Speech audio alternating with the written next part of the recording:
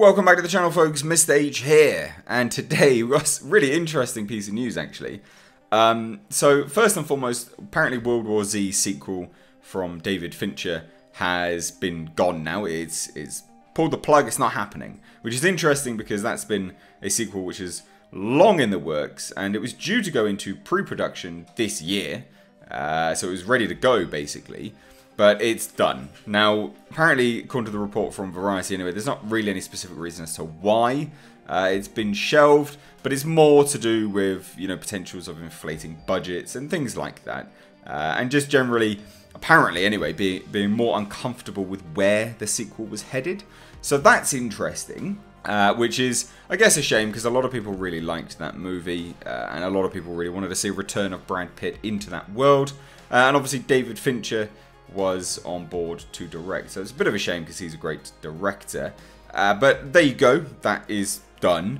The other news which comes off the back of this is that apparently the follow-up to Mad Max Fury Road, Mad Max The Wasteland, is looking like it's going to get off the ground, apparently. And the reason why I say apparently is if anyone has followed this, you know, through its trials and tribulations, was that George Miller and Warner Bros, I believe, were essentially going into a legal battle about unpaid fees because there was like an overlay of a week in production or something along those lines, which was forced into it, so there's payments not being paid, and it was just this drawn out piece of crap between, you know, a gigantic entity and a man that just wanted to return to direct a universe he established, which is a real shame, you know, when you got such a great film and then it's tarnished with that bollocks.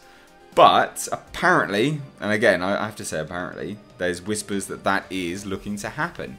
So there you go. I would love to see a return to the Mad Max universe.